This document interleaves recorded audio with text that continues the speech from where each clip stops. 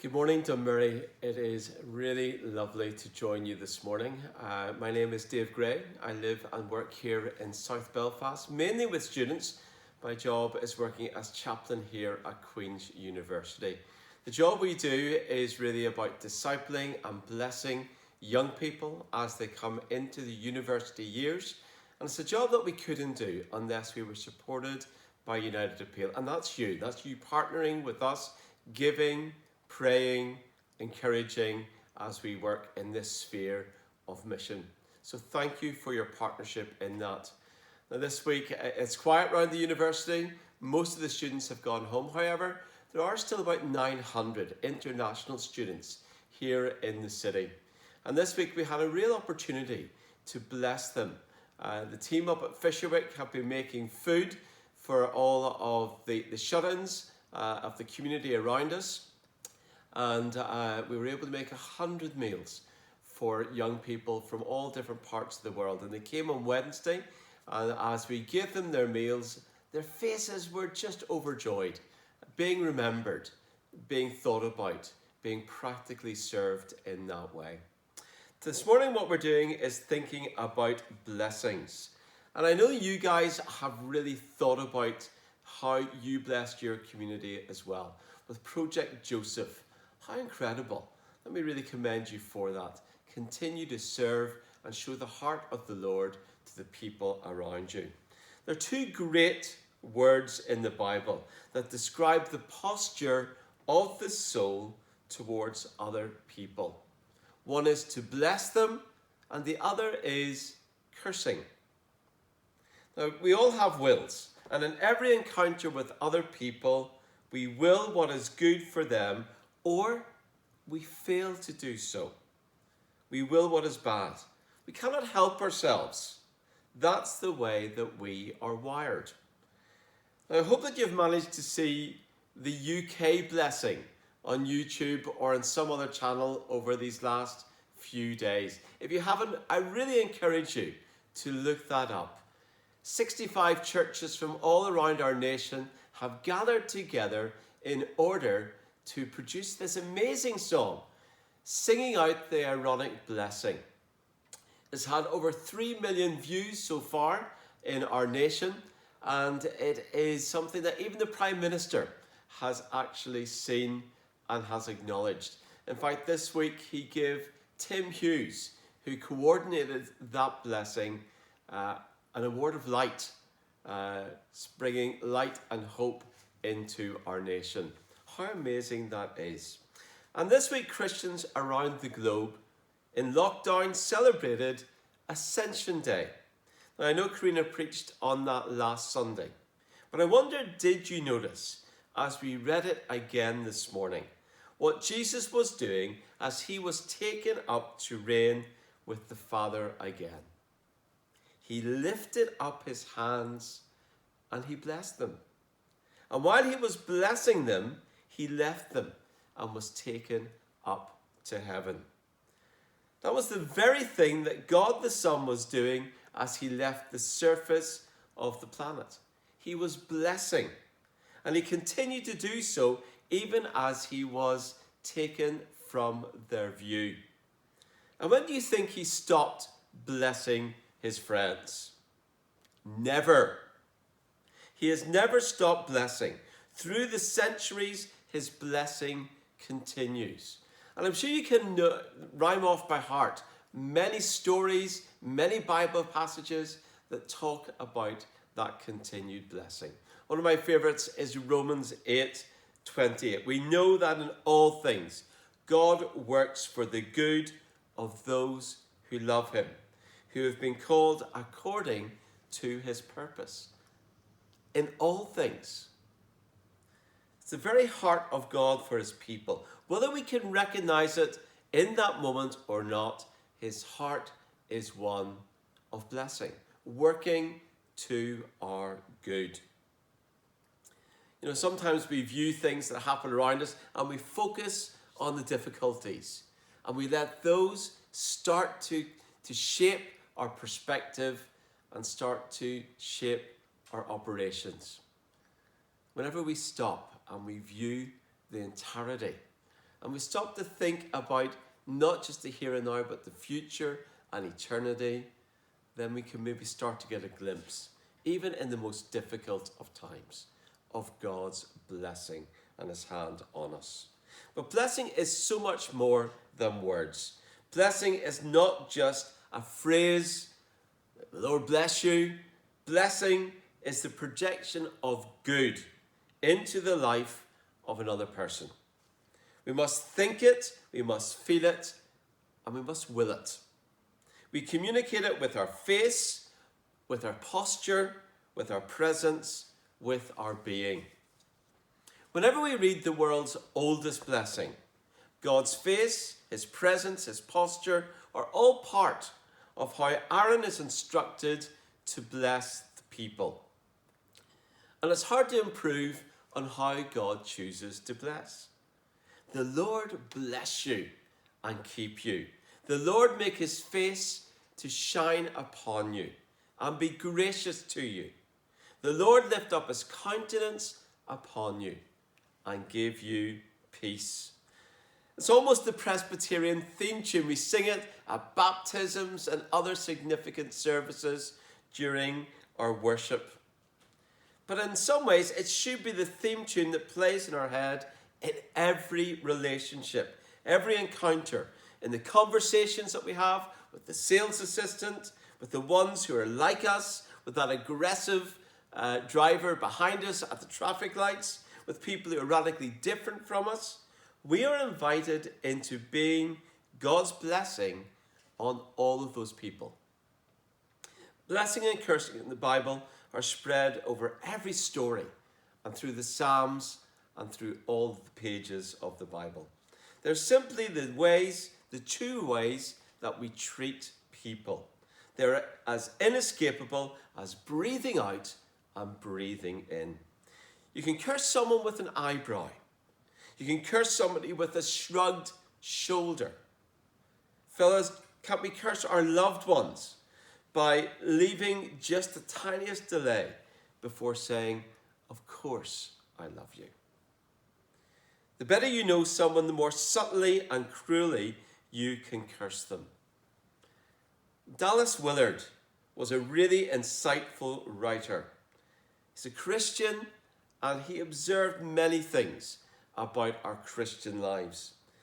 And this is what he says: the reason we are so sensitive is that our souls were made to be blessed, and we cannot survive without that blessing. So how do we be a blessing? Well, firstly, it takes time. So don't hurry. One of the gifts of this lockdown season is that many of us have more unagented time than we can ever remember. We have the opportunity to contact people, to organize deliveries to people, to pray for people in a way that we don't normally have. Are we using that gift for ourselves, or are we starting to think, how can I be a blessing? Receiving a blessing is as much an art, though, as giving one. And sometimes we find it difficult in our culture to receive a gift of a blessing from someone else, to receive a compliment, to receive encouragement. We think that we're unworthy, or we start to plan on giving a blessing back. Blessing giving should be an unequal equation. It's not about keeping tabs on who owes us or who we owe. Even though that is a natural response, it's not a Jesus response. And if we're his disciples, if we're choosing to follow him, it should be one that we identify in ourselves and recognize that blessing is not a form of barter. Rather, blessing is grace. Turn to the one that you want to bless. Look into their eyes. You are not simply blessing anyone at random. Allow your mind to focus on that particular individual, the one before you. And use those words: the Lord bless you. Now this means, may the Lord constantly bring good into your life. Like food goes into the body, words like that of blessing go into the soul. The Lord bless you and the Lord keep you. I am willing that God should protect you, that the care and sacrificial love that Jesus poured out on the cross should guard all that is sacred and precious about you. You know, I've loved visiting in the Royal Hospital with one of our deaconesses. And as I observed that amazing lady doing her job of visiting, she always prays this prayer of blessing over the people whose bedside she sits at. And she always looks them straight in the eye as she prays this blessing on them. And she says, the Lord bless you. The Lord keep you. Giving of that blessing, looking in the face of that person and stressing that this is a blessing for you. The Lord make his face to shine upon you. Now, what does that mean? Well, I had the opportunity this week to visit my stepfather, and he's in residential care with dementia. He had recently moved into this home, and it's been 10 weeks since anyone in the family has been able to go and visit him. And this week, the care home organised the opportunity for me to go and to visit him and see him through this glazed barrier. And as I came up to that window, all I could see was his face beaming with delight and joy of that encounter and that renewed relationship. If that is the response of seeing a stepson by a stepdad, how much more is the face of the Lord beaming as he sees us, his precious children. He gave his life to make us his own. And that is the perspective and place that he views us from. Now that is glory. And glory always shines. And glory is meant to be shared. The Lord bless you. The Lord keep you. The Lord make his face to shine upon you. The Lord lift up his countenance upon you. Lifting up a countenance is what we do to let someone know that we are fully present with them in that moment. It's an act of self-giving. How many of us are so preoccupied with our screens, with our TVs, with our phones, with our laptops, that we fail to look up? Our eyes preoccupied, and we never lift our eyes to see the faces of our kids, of our spouses, of our friends, of strangers as we walk down the street. Our eyes viewing something that gives this message that this is more exciting, more urgent, more important than what the encounter with you is. We keep our countenances lowered, and we rob the encounter of connection, of priority, and of value, and we ultimately rob it of blessing. Not so with the Lord, and not so for his people. This is not what we are called to do and be. He lifted up his countenance to us, and that needs to be our posture as well. The Lord bless you, the Lord keep you, the Lord make his face to shine upon you, the Lord lift up his countenance upon you and give you peace.